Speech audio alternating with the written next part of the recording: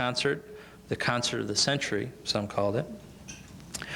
He's regained his health and his position at the top of his art. Acute lymphocytic leukemia is a cruel taskmaster, however. Mr. Carreras long ago passed a milestone set by his doctors, 5 years of recurrence-free health. And along the way, he has shown that he is a courageous man who knows how to keep his promises. Ladies and gentlemen, Mr. Jose Carreras.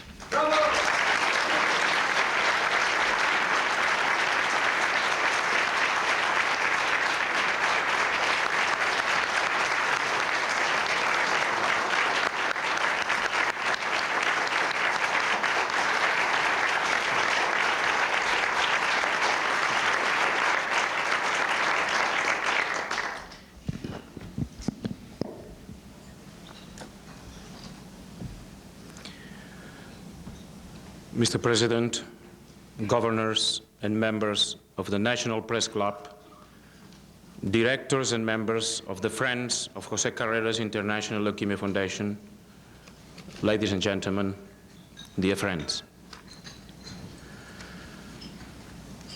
Please let me start my brief speech by thanking the President, Board of Governors, and members of the National Press Club for this kind invitation. It is an extraordinary privilege to be able to accompany you in this occasion. I deeply appreciate the honor of allowing me to say to you a few words about my professional and personal life. When I received the invitation, I had to think which was going to be the main topic of my speech. Let me explain briefly the process I followed in order to prepare myself. Faced with the need of choosing among different subjects, I found myself with quite a difficult task. I had several alternatives. I thought that I could talk about the impact that Mario Lanza's film, The Great Caruso, had on me when I was 7 years old, and how it introduced me to the world of music and singing. I was tempted to tell you how happy I was at the time of my first public appearance at the age of 11 years. The Gran Teatro del Liceo in Barcelona invited me to sing the role of Trujaman in the Manuel de Falla's opera El Retablo de Maese Pedro. The important years of my musical studies and vocal training could, of course, also be mentioned. My professional debut at the Liceo in my hometown in 1970, or my first appearances in the major opera houses in the world, such as the Metropolitan Opera House, Teatro La Scala in Milano, the Vienna Staatsopera, Royal Opera House, Covent Garden, San Francisco, Chicago, and of course, my very first US performance at the New York City Opera in March 1972. I could also mention the privilege I have had to work together with the most wonderful conductors, singers, and stage directors of my time.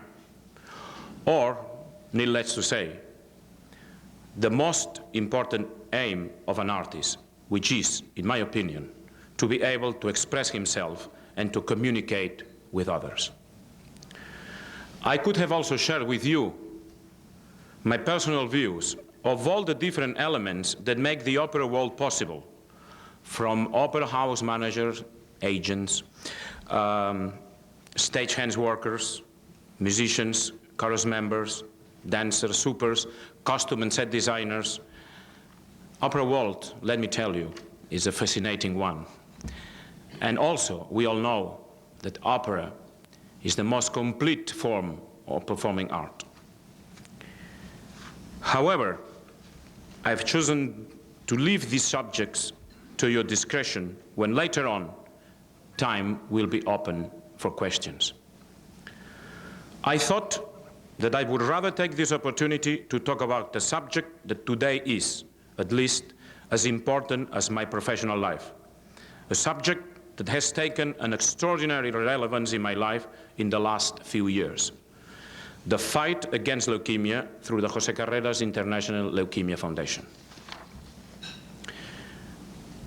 As some of you may know, back in 1987, I was diagnosed with leukemia. My treatment started in Barcelona, and after 4 months of heavy therapy, my doctors in Spain suggested that care should be continued at the Fred Hutchinson Hospital Research Center in Seattle. There, the most prestigious clinical team in the world has been continuously treating patients and conducting the most advanced research in the fight against the disease. This team is led by the Nobel laureate winner, Professor Donald Thomas, who is honoring me with his presence here today. I arrived in Seattle in October 1987 and remained there during a period of 4 months. An autologous bone marrow transplant was performed.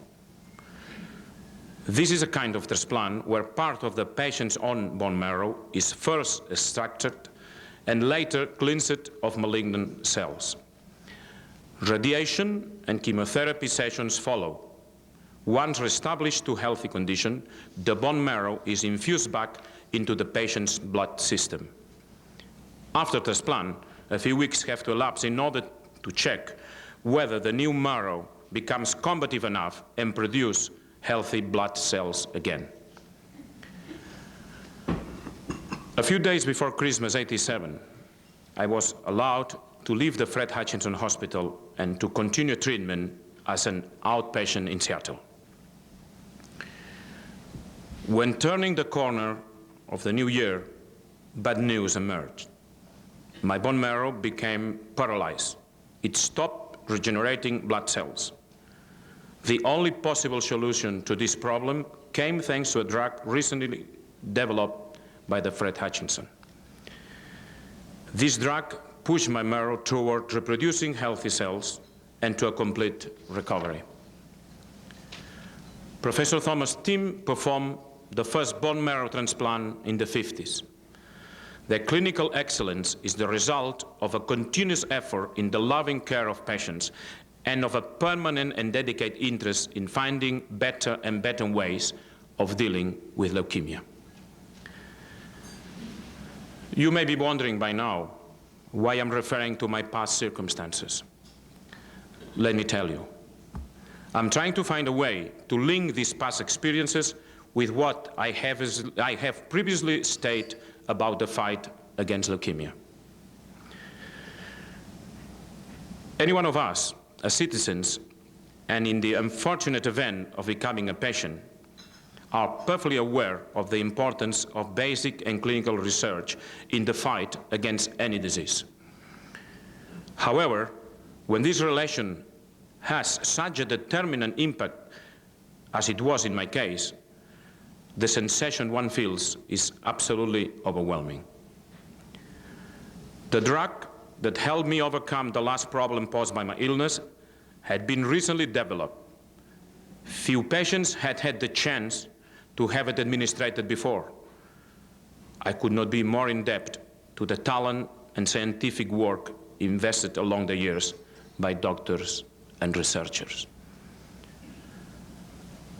Another extraordinary fact happened during my treatment.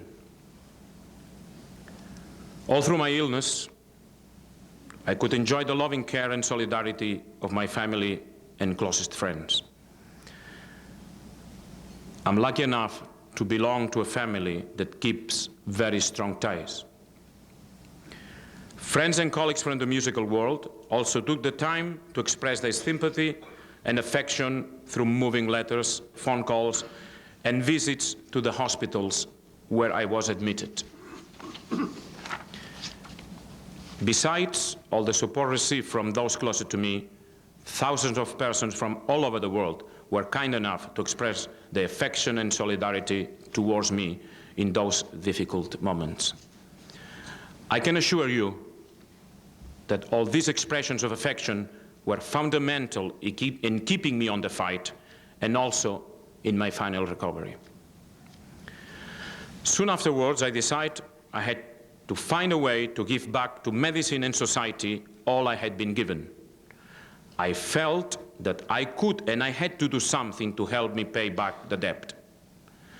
The way to accomplish this objective was to create the José Carreras International Leukemia Foundation. I was a very fortunate patient, but although scientific progress is spectacular and chances of healing this disease have improved dramatically in the last years, the incidence of leukemia among many adult and infant patients across the world still requires continuing efforts in the research, medical care, and social fields. Through the foundation, I could accomplish two objectives. In the first place, I could express my gratitude towards the doctors, scientists, and healthcare professionals. They provided not only their expertise and knowledge, but also, and maybe more important, their human qualities and warmth. In the second place, I wanted to thank the unconditional support received from the society at large. Public administrations all over the world provide scientists with funds and resources to help them in their mission.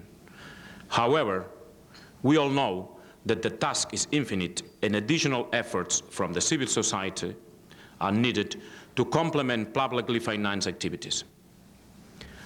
More progress can be achieved if private citizens express their solidarity with patients. Foundations and non-profit institutions devoted to these tasks are a relatively more frequent reality in northern countries than in Spain. I thought that by creating a foundation, my fellow citizens would surely feel stimulated to join along. In 1987, I had the chance to meet the most outstanding scientists and doctors in the clinical research areas. I asked them to accompany me in this new venture. All of them wholeheartedly accepted and have generously put their efforts into the project. I would like to mention Professors Donald Thomas and Dean Wagner from Seattle, and Professor Rothman and Dr. Granyena from Barcelona. Other professionals from the business, law, and communication areas also accepted my invitation, and I am happy to say that our foundation is now a reality. In spite of the fact that this is still young and has a long way to run, several important initiatives have already been put in place. On an annual basis, national and international fellowships are awarded trying to support the most excellent and promising research, both in Spain and worldwide. The press kit distributed contains some additional information about these programs. In cooperation with our public authorities, the Foundation has started the Spanish National Register of Bone Marrow Donors for Allogenic Transplant. An annual sum of approximately $1 million is allocated in the Foundation's budget in order to finance the promotion of donations and the maintenance and expansion of the register. Search for bone marrow is conducted from our office in Barcelona in connection with all existing European and American registers. Our main objectives are to enlarge our donor base and also to help Spanish hospitals develop the infrastructure with diagnostic for leukemia and treatment purposes. A short time after the creation of the foundation in Spain, my dear doctors from Seattle proposed a new venture. They proposed to create the Friends of José Carreras International Leukemia Foundation in the US. My debt with the medical and civil society of America could hardly find a better way to be compensated. Last Tuesday, the board of the Friends of José Carreras International Leukemia Foundation held one of its meetings in San Diego. Having honored with the presidency of the foundation, it is always a real pleasure to bring whatever contribution I'm asked by Professor Thomas, Dr. Wagner, and all directors and members who graciously dedicate their talent and time. We had the chance to discuss our plans for growth and development. We feel very excited about our potential strength becoming real and effective. I hope that very soon, new activities in financing research will provide new techniques and treatments. I would like very much to stress that the main objective of this American-based foundation is to cooperate with other existing American institutions in the pursuit of our common goal. As you know, very prestigious organizations already exist in the US. The mission is also to help science and patients in multiple manners. Professional associations like the American Society of Hematology and organizations such as the Leukemia Research Foundation, the Marrow Foundation, and the National Marrow Donor Program have a long-standing record of achievements. A couple of years ago, a successful line of cooperation was already started between the Spanish Foundation and the American Society of Hematology. Next year, 2 research fellowships will be awarded by this joint program. We feel very, very proud of this relationship and look forward to finding further ways of collaboration. The present economic situation makes it difficult for all organizations, depending largely on donations, to ask for additional efforts from their supporters, either individuals or corporations. Fundraising is also a competitive affair, but despite this fact, I believe that there is still room for appealing to human solidarity. If the popularity of a singer can stimulate people's generosity, I am more than happy to dedicate myself so that scientists and patients can count on larger resources. Some people say that in my professional life, I may have achieved most of the aims a singer can dream of. This makes me feel happy and complete as an artist. I hope that the Foundation will achieve in the near future all the success that we all dream. Then I will really feel happy and complete as a man. Thank you very much.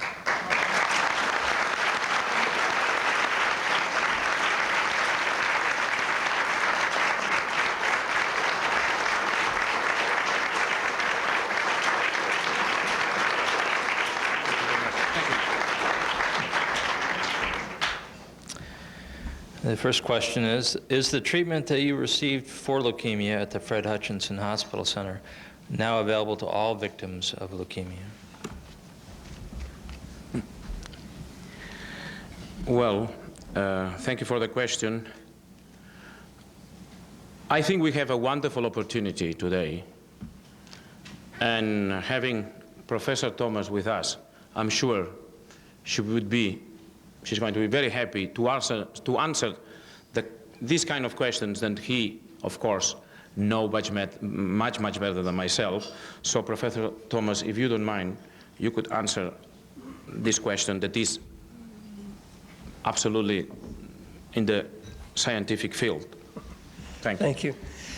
Well, the number of centers doing intensive treatment and marrow transplantation has been increasing almost exponentially. In Europe and North America, there are now more than 200 centers where this kind of treatment is given, including those in Spain, which did not exist in 1987 when Jose came to Seattle. Certainly, some of the lesser developed countries don't yet have this technology, but we are training such people from those countries, and hopefully they will also.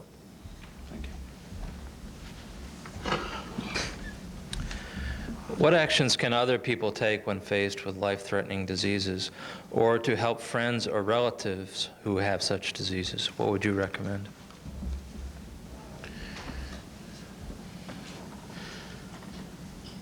Well, I think that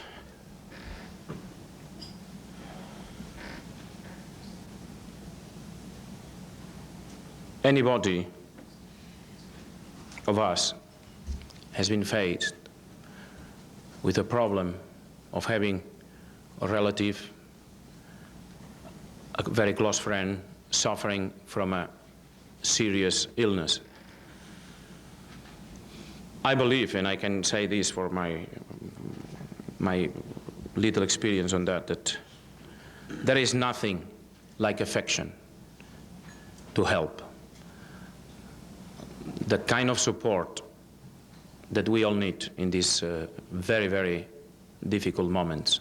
This is, in my opinion, as important of any therapy.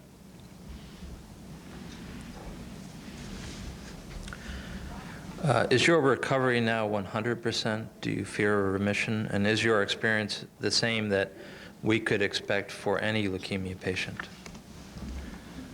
Well, again, I can talk for myself. I feel 100%. I'm out of any treatment. I live a completely normal life in every sense, no limitations at all in my professional or personal life. But of course, how can I answer myself what this kind of question? The same could expert for any leukemia patient. I hope so very much. And I think that every day, as I said before, there are more and more percentages of success in beating this disease.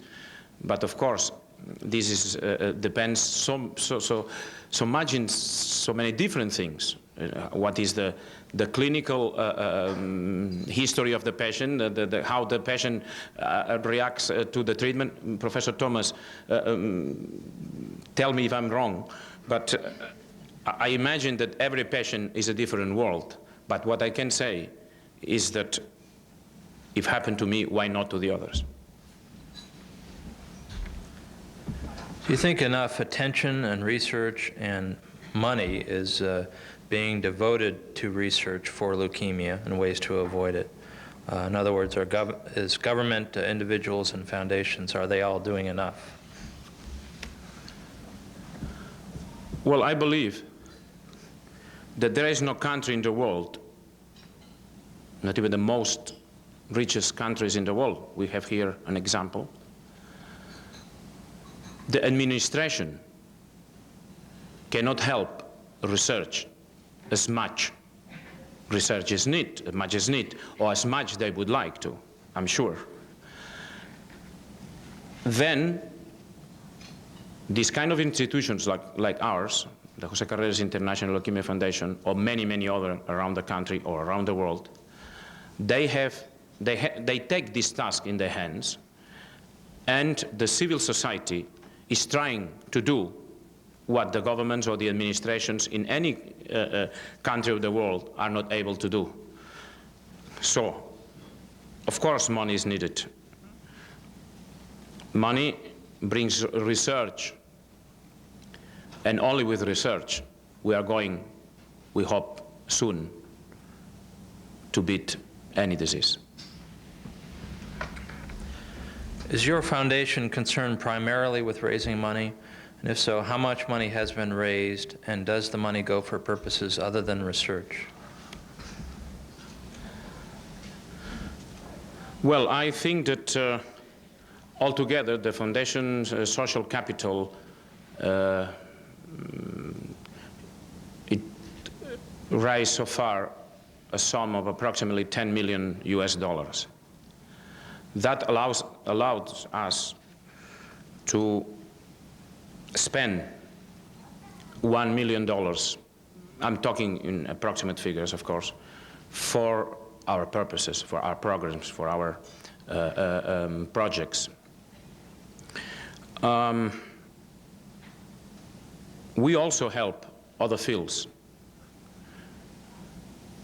but like I said before, trying to give a better technical support to certain hospitals and centers that they needed, in Spain particularly. We try to help also in the social field, giving to the patients the information they request, they ask for. But mainly, our aim is to help research. What insight has your illness given you about the present state of health care in the United States? You couldn't ask a better question. I mean, no, seriously speaking, I think that we all know how advanced, technologically speaking and scientifically speaking, this country is. All the world takes advantage of that. And of course, I'm a proof of that, having the opportunity to talk to you today. But I would like to stress something very important, and I briefly mentioned in my speech. I expected technology, be it at this level in this country, but I probably didn't know what was expecting me from the point of view of human support and solidarity from the whole sanitary world in this country. So thanks again for this wonderful support and warmth that I received. Considering the success of the Hutchinson Hospital research, what is the next logical step in enhancing leukemia treatment and research? No, really, this is Dr. Thomas. Please, doctor, please help me, because... No opera questions? We'll get to that. No, I mean, I'm trying to do my best, but...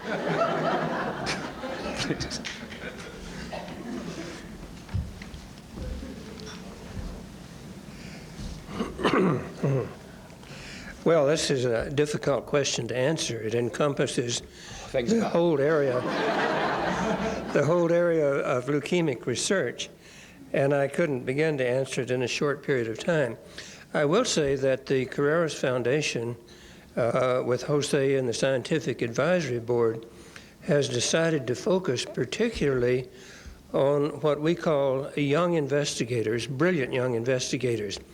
In the main, these are people who have completed their clinical training, their subspecialty training, or their postdoctoral PhD work, and then need 2 or 3 years of support before they can become recognized and secure grants on their own. So for right now, we are focusing on those people with a wide range of areas, because we think the next 10 or 20 years will depend on the advances that those young people make.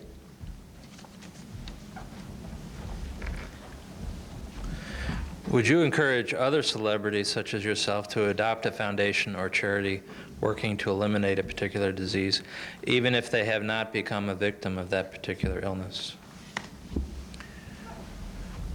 Well, I think that there are many people from the musical, or what you call here in the States, show business world, that they are dedicating their talent and time to very noble causes. So I think that people, that they feel encouraged by themselves, that their mentality, their idiosyncrasy, the way they see life and society, if they do it, that means that they really feel to do it. And of course, what I can tell you is that every time I've asked some of my colleagues to join me for a concert or for a program or for whatever purpose to help the foundation, all of them responds in a wonderful way, and I know that I can count on them. So I think the musical world, I think the show business, between brackets, world is very much in the line of trying to help these noble causes, and it's a field, it's a world full of sensitivity towards these problems. Okay, now we'll move into opera. This is the bridge question. Has what you have been through changed your approach to your art or given a different dimension to your singing? Well, I always thought that the artist and the man walks parallel. And that the artist, at the end of the day, is just a reflect of the man's sensitivity, fears, mentality, feelings, emotions. Therefore, after such a difficult period in my life, such an extremely difficult period in my life, I have changed. I have changed as a man. Probably the artist has changed as well. But this, I'm afraid, is something that the others have to judge. The public, the press, because for me it's a kind of natural way of doing things. Again, if the way I perform or the way I sing has changed in the last few years, is because the man has changed as well. On a personal level, who has been your mentor or teacher that has most affected your life? Well, I could mention a few people. My very first vocal teacher in Spain, my very first music teacher in Barcelona as well, and later on, I mean, people that inspire myself, many artists, but I would like to probably to emphasize one name, which is Giuseppe Di Stefano. This is, we were talking before about this. And I think that music and art, the most important thing in music and art are feelings. How we transmit these feelings, how the audience receive these feelings. And I always said that when I'm singing, when I perform in front of an audience, I would like very much to give to this audience the same kind of emotions and the same kind of feelings I received when I had the opportunity to hear Giuseppe Di Stefano on stage or in a recording.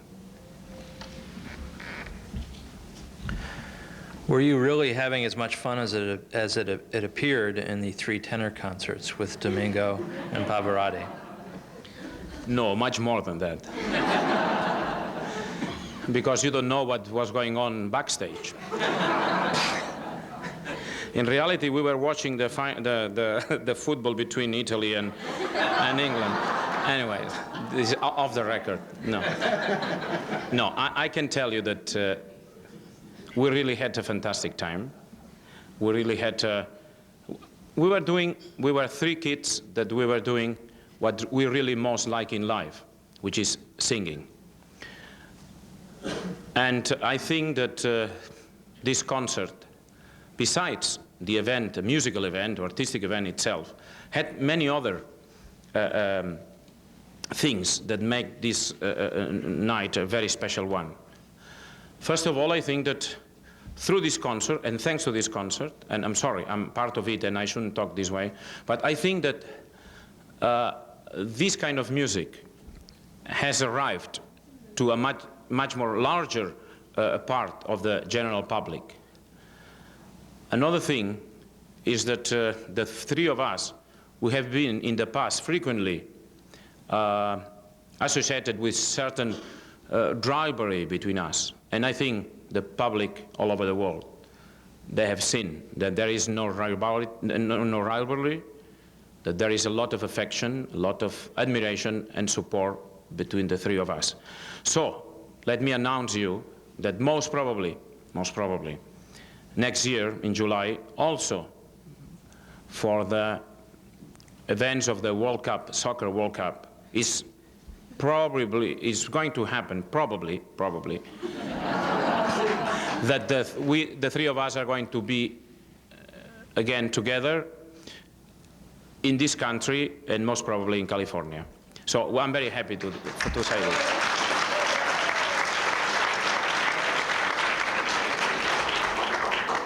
You stole my next question. But the first part of that question was it difficult to bring all three of you together? Whose idea was it? Well, difficult from it concerns schedules and exclusivities with a record company or with another, and all these kind of things. I mean, to put the project together, it was difficult. The idea, well, is an idea that was quite obvious. I was asked to, well, what you would do for a very special event, something really different from the musical field, the operatic field, etc., etc. And I said, well, I don't think there is anything better than to put the three of us together. This is an idea that came from an old friend of mine many years ago, and he's here today. But in any case, I have to tell you that once all the scheduling problems were resolved, set up, we all were very, very enthusiastic about the project and about the idea.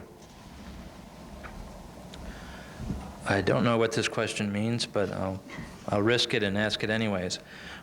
During the Three Tenors concert, what were you doing to poor Pavarotti? I don't think Mr. Pavarotti is poor in any sense.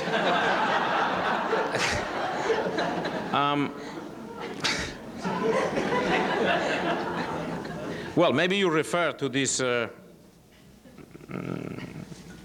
when we were singing already in the encores, this O Sole Mio piece, when he did his, he does always this kind of thrill in this, may I allow to do it? It is perfectly all right. This is in the tradition of this kind of songs. And then Placido and myself, we said, well, why don't we do it as well? And that was it. That came in a very spontaneous way. And at this point of the concert, I think that was more than acceptable and genuine, and it was not at all to try to establish any comparison or anything. It came really spontaneously, and I think, well, believe it or not, this is one of the things that people remember most of this concert. What was your favorite memory of that concert? The affection between the three of us, the friendship, the relation, the genuine friendship relation between the three of us. This is the most memorable thing in that concert. How do you respond to critics who have said that you try too hard to popularize opera and thus make it somehow less pure? Well, I think everybody has the right to express their opinion, and I respect this opinion, of course. They may be right in a certain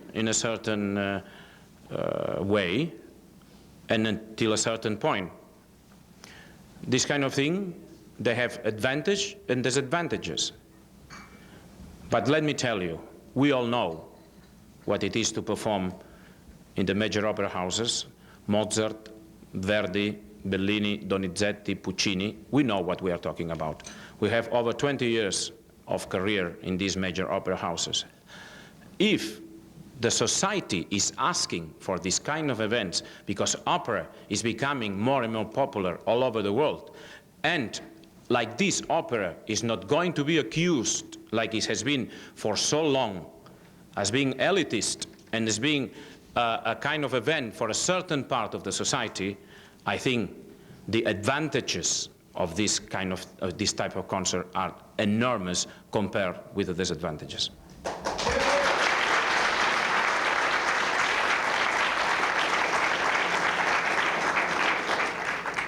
You mentioned that you were taken by the opera when you were 7. How do you suggest turning today's children onto the opera the way that you were? Well, I think there are different ways. That depends in which family this child has been born. But I think that it's a big mistake to try to force children to listen to a specific kind of music, even if the parents or the family loves this kind of music. I think we should give them the opportunity to choose by themselves. In our days, media are so strong, television, radio, papers, cinema, etc., that they have the opportunity to choose by themselves. This has to be, of course, supported by opera houses all over the world, that they should do, in my opinion, and many of them they already do, some school performances of opera. At the beginning, the most easy, let's say easy works, I don't know, La Bohème, Tosca, Carmen, not to put the poor children in a Parsifal performance. No, I'm a Wagner lover, of course, but I think that in our days it would be wrong to force them to choose a specific kind of music. What we have to do is to give them the opportunity, and this, I think, medias, they do that very well at this moment, to choose what they prefer, what their feelings, what their inclinations are. What are your memories of Leonard Bernstein during the recording of West Side Story? Well, that was an extraordinary experience. I mean, I have to tell you that for the very first time in my life, I had the opportunity to sing a piece where the composer was present, and on top, he was conducting. That was the problem. No, I have to tell you that, honestly, it has been an enormous privilege to work with him. We all know what Bernstein did for the musical world. And also from the human and personal point of view, I keep a wonderful memory of this recording. And let me tell you something. In this recording, I think this documentary that BBC did of this recording, it was exceptional. And it was exceptional, in my opinion, because for the first time, the general public have seen what really happens in a recording studio. Not people flattering each other, oh, you are the most wonderful. No, but come on, you are the most wonderful. No, there is a lot of stress, there is a lot of pressure, a lot of tension. The unions, all my respect to the unions, they are watching constantly the watch when the session is over, which is normal, absolutely normal. I don't mean that, I don't blame at all this. But of course, when you have then 5 minutes after 3 hours preparation to sing the most difficult piece of the work, of course, you have been keeping this pressure and this tension for 3 hours, and with sometimes ones with a little bit of a Spanish temperament explode. But please let me make very clear that it was an enormous privilege and enormous honor to me to be able to work with Bernstein. What composer and what piece of music speaks directly to you? Are there any roles or works that you haven't attempted that you might like to try in the future?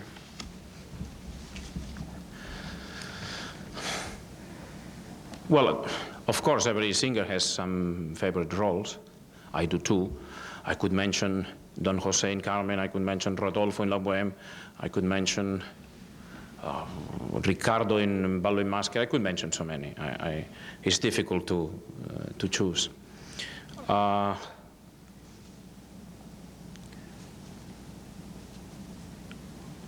Piece of music that goes directly to my heart. There is one, more than any other. And this is Rachmaninoff Piano Concerto No. 2. Don't ask me why, I don't know. But I was listening and listening one time after the other when I was in hospital in Seattle to this tape, to this piano concerto, different version, different conductors, different pianists. And this is a kind of music that I feel so much associated with myself, with my soul, with my emotions. New roles. Well, of course there is a way, kind of roles that you would like to perform, but due to several circumstances, you are not able to, or due to your limitations as an artist. Of course, I would like to perform Othello, but I don't think, at least at the moment, that I have the right voice or the right personality as an artist to perform this kind of role. But I try very hard every year, every season, to add some new roles to my repertory. I think this is a must from an artist, not to be in a comfortable position and just be tempted by routine. I think an artist has to risk and has to take challenges, and this is what, without any arrogance, in a very modest way, I try to do. I have two identical questions here, so I guess I have to ask it. What is your favorite aria, and would you sing it a cappella, the first 24 bars? And the other one mentioned that your imitation of Pavarotti was very nice. I would like to be able to imitate Pavarotti. My favorite aria? Oh, there's so many, really. Maybe the aria I sang most at any other one is this one that says, "Che gelida manina se la lasci riscaldar," and so on. Because I sang probably La Bohème. Oh, please, no.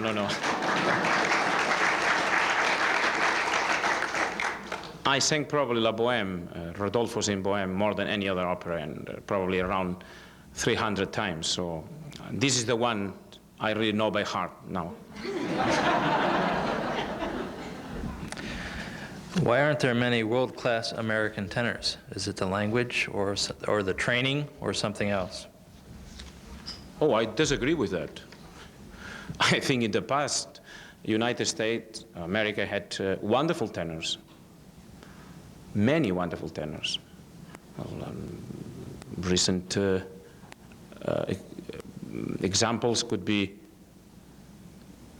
Pierce or Richard Tucker or John Vickers, to mention just a few. And in our days, I think that the opera world has a few wonderful American tenors, like Neil Shikoff or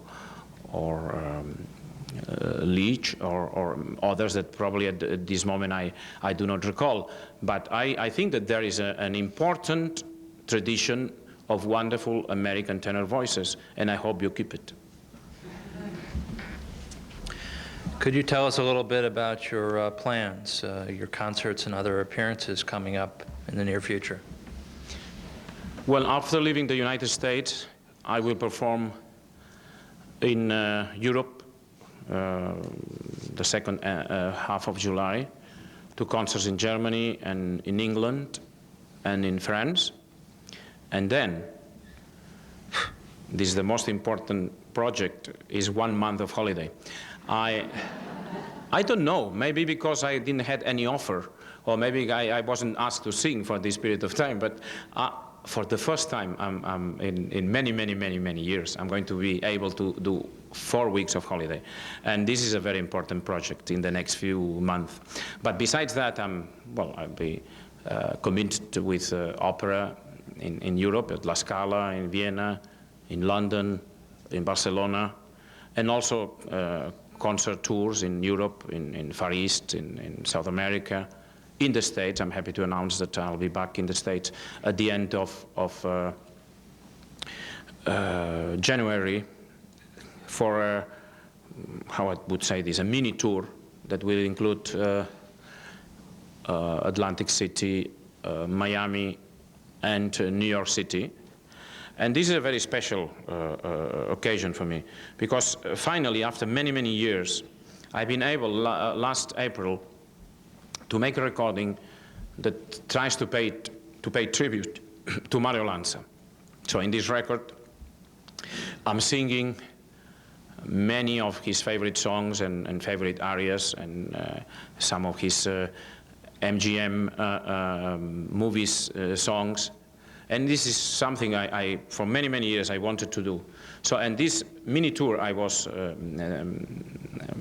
talking about, it's part of the launch of this new album. And, well, I'm very happy to be able to do that for American audiences. Before asking the final question, I'd like to present you with a certificate of appreciation for appearing here today. I'd like to present you with a valuable Press Club mug.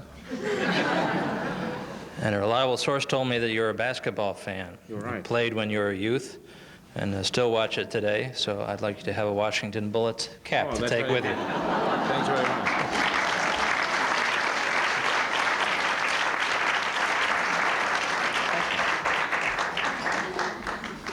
The last question is that you were influenced by the film The Great Caruso. Will there be a film, The Great Carreras, to inspire your fans and future opera singers? Well, this is a surprise. I never thought about this, as you can imagine, and this is for sure not up to me to decide. And honestly, I think that there are many, many artists in the world that would deserve that much more than myself. Thank you.